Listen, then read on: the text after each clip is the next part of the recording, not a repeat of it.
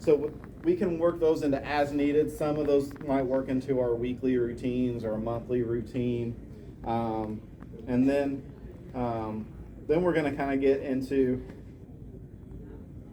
what's our routine beyond a week or a month. And then we're going to end, after we go through that, we're going to start with starting up the hot tub for the first time. Because that kind of goes one into each other. Because our next thing we're going to have to do is drain and refill. There is going to be a need to drain and refill your hot tub. The need of that is based on how many chemicals we are adding to that body of water over a certain amount of time.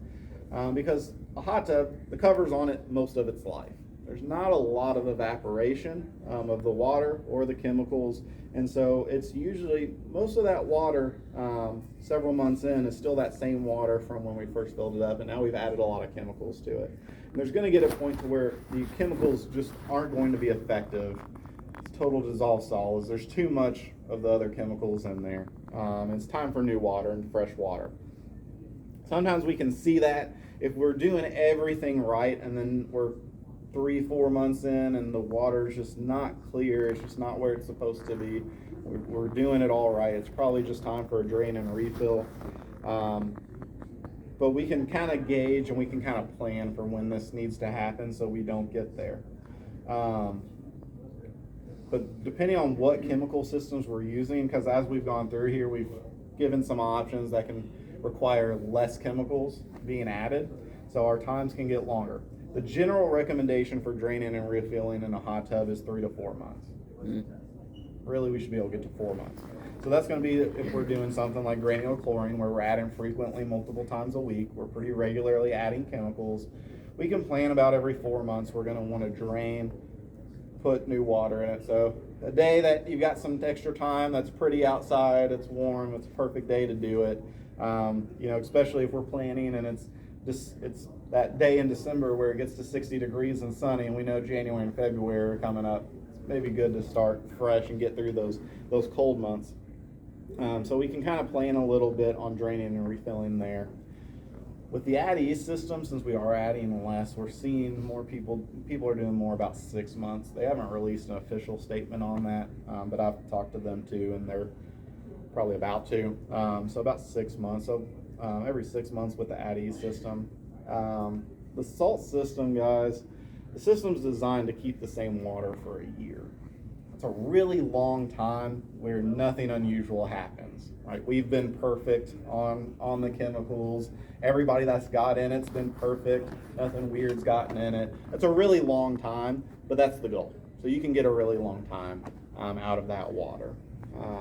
Not everybody quite gets to that year, especially that first time where we're still learning the chemicals and learning the system and things like that.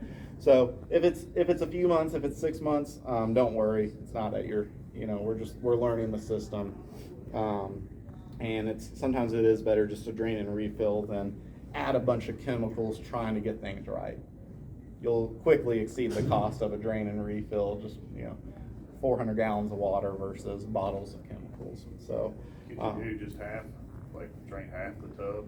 You can. It would help. Yeah. Like maybe every 6 months or something on a salt system. You could. We'll talk about the startup things though, where that might be a little trickier, but we'll hit some of that stuff on startup on what that requires.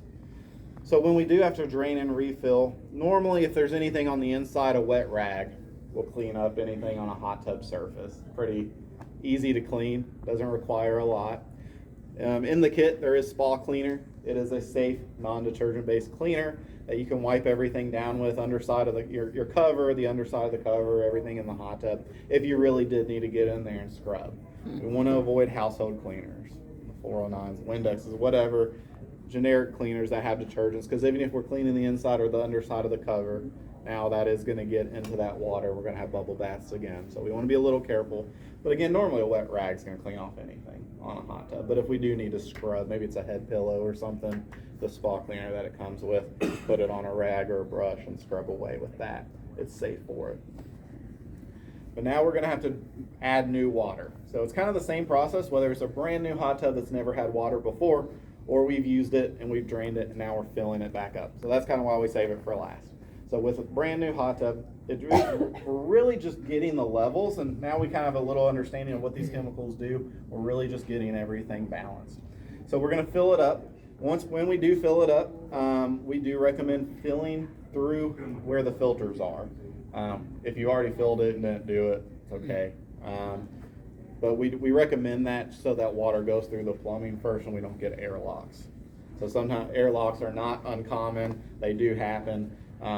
And on a brand new hot tub, you fill it up, you go to turn it on, pumps aren't working. It's like, oh no, something, a hot tub's not working. It could just be that airlock that's in there. It's preventing it from running those pumps. So if we fill through the filter area, that usually gets a lot of that out of there, so we don't have that issue. If you don't, again, not the end of the world. We can get it going. But we fill it up through there. We've got all new water, and we're kind of just balancing things out. So we can do an initial test, make sure our pH levels are where they're supposed to be. If you're on the Louisville water, they're usually pretty good. It's usually pretty balanced. Usually don't have to do much tweaking or changing when it comes to that. But we still always recommend double check it, make sure our levels are where we're supposed to be. We want to establish a chlorine level. So everything we're dealing with is still chlorine, regardless of which system. So this is kind of for everybody. Granular chlorine is the easiest way to establish a chlorine level right off the bat. So we can add 2-3 capfuls of granular chlorine to get our chlorine level where it needs to be. If you do have the AdEase system, there is a little bag in there that says Jumpstart, and that has granular chlorine in it. So you can use it, it's perfectly fine. We don't sell them by themselves because it'd be, what little bit of chlorine you get in there, it'd be pretty expensive if you added it up to a bottle. So we just, after that, just granular chlorine. So that we make sure our pH level's right, we establish our chlorine level. There is one thing, and I don't see my bottle here, it is in the kit, same brand of bottles of these, that will say metal remover. We do typically recommend that anywhere near our areas because there's a little bit of iron and copper in our water right off the bat, and that bottle of metal remover will get rid of that. It should be a one-time thing. Anytime we add all new water, we just do that. We don't have to worry about it again. What comes in the kit is a small bottle, so you add the whole thing. If you buy it again, it's a big bottle, so you get a couple doses of it the next time. But that one that comes with it, that whole little bottle goes in there, and that will get rid of that. Again, now if you get one like brown waterline ring right off the bat, if you've added the metal remover, that's not uncommon. We should just be able to wipe it off with a rag, and then the metal remover should prevent it from coming back again. So that is one extra thing that we add.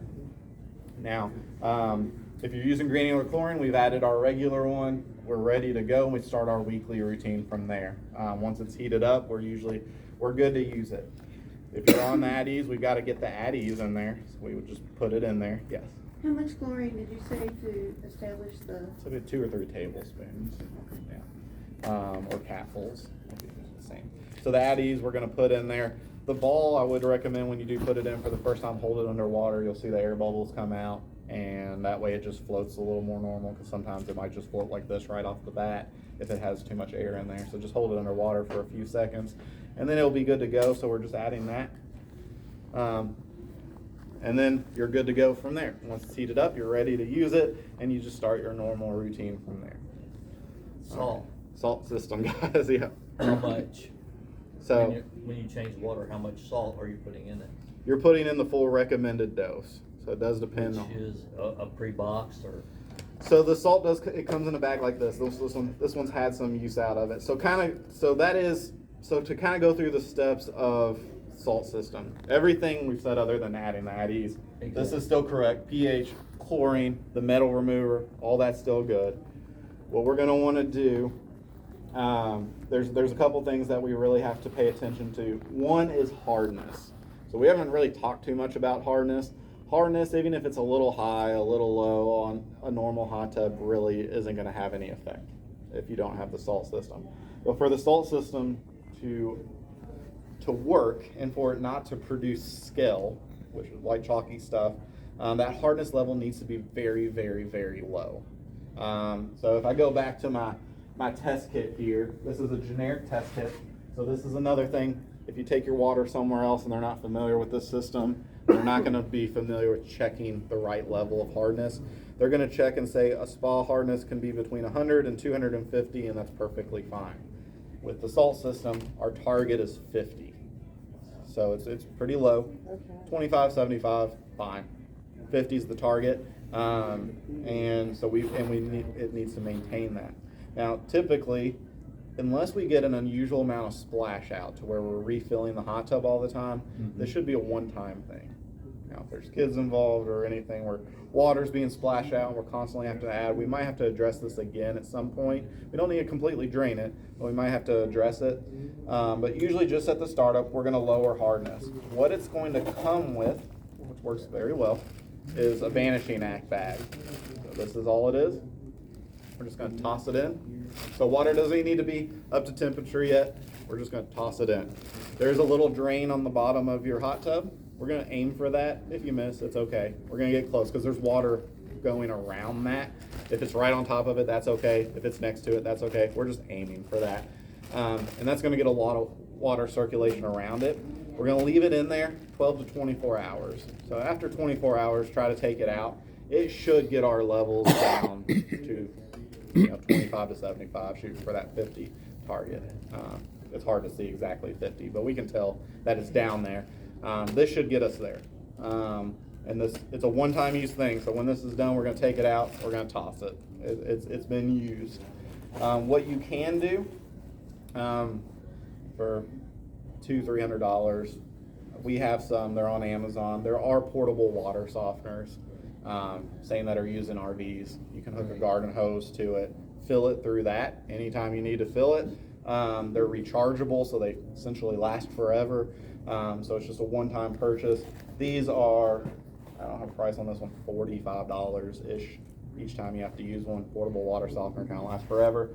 Either way, those are kind of the two things to get your hardness level down. I have a question. It's going to make it feel soft. And it does, and it is funny. I mean, salt is what they use for water softeners to help with that, but it is, but it's not going to naturally do it on its own. So it will, the way our water is, you will have to lower it around here some. But it should be a one-time. We can't skip that step. Any reviews you see, anybody that I've had come in here that I've ended up getting with that has struggled with getting their stuff set up, I always tell them, bring me a sample of your water. It's the easiest way to tell it. It's almost always the hardness level. We skip that step, and then the system doesn't work like it's supposed to. So that is a very important step for your salt system, guys, is get that hardness level down where it's supposed to be. Yes. We're buying a non-salt, fresh water, so to speak, but we do have a water softener. Should I use the softener to fill it? You don't have to. Okay. You're not going to really have any effect from Okay. hardness. It's really just that salt system one we do have to stress. If it is a new hot tub, this is your salt cell. This is what's kind of doing all the work. That is already installed underneath a little cap on top that twists off. Check it to see if it's filled up, if it's not filled up. You shouldn't need to. As long as our hardness level stays down, you shouldn't have that problem. So when you pull it out, From there, then you're kind of coasting. So a little more startup with the salt system. All the work's up front. Then it should be pretty easy going forward. So I had a question. Yes. We've had ours for about 2 months now. We hadn't been in it for about a week and a half. Went to go get in it, open it up, and it looks like there's like granulars down in the bottom of it that are on the bottom. What's that from? And it's a salt system. So, the first thing I would check would be hardness. Okay. Because I put the bag in there for like 24 hours or something when we first started it up. And I had to add, I don't know, maybe that much water to it one day, where the top had been open for a few days or whatever. We added a little bit of water, early on, but that's the only time we did anything else. That's the first thing I would check. Okay. Because if that's building up anywhere, it's going to work its way into the water and then settle down. Okay. I have seen that. If we if it is high and we can get it lowered, that stuff would be eventually filtered out, basically. That's what I would lean towards. Okay. Because it would, yeah, my thoughts would be that, it would be, there's not a lot that we'd put in that wouldn't dissolve. Right. So like, what would it be coming from, where something else did get in there that kind of broke apart and now it's down in there. But I would check the hardness. Okay. Make sure We used to that have, that's- just a regular chlorine tub, a few years ago, seen it in the, One thing you can do too is go through the settings for that when we did this, because it's going to reset the timer. But if you go through the settings to change your salt cell, it's going to shut the pumps off, so you can take this out. If you do this and you don't shut off the pumps and don't go through the steps, it's going to leak water out. It just does. So if you go through that and you take this out and make sure this hasn't been built up. They say don't clean it or do anything. I've done it plenty of times. Take like a little knife and just knock off anything that has built up on here, if that's happening. If it's still clean and good, then just put it back in and you're good. But make sure that hardness hasn't built up on this, and then if it has, just kind of knock it off. It should just knock right off. It shouldn't be hard to do. And then just put it back in there. in that time also, I usually run it about on a 7. I found was a good level for us. But then for whatever reason, I guess it dropped down to a 3 on its own. Is that something that those systems do? when you It don't will use it? after so long. So if you haven't used it or given it attention in 10 days, and I don't know the exact numbers after this, I could find out, I just don't remember it. But after 10 days, it is going to start slowly working its way down Okay. to off. So if you were gone like 2 months, it would completely turn itself off. And it does that so it doesn't generate too much on a tub that's not being used. Because I'll tell you, on our floor, it's hard because we can put it at like a 1 and it still generates too much chlorine because nobody's in them sometimes. So sometimes our chlorine's high and we're at the lowest level. So so it doesn't want to do that, and that's at a 1. So if nobody's using it for a long period of time, it does that as a safety thing to slowly shut itself off. Okay. And so that's what it probably is. Light series, it's not on the High Life series yet. We're still kind of cycling through some floor models, but it's still kind of the same idea. But yeah, we can look at that there. Is that the first one with water? Any other questions?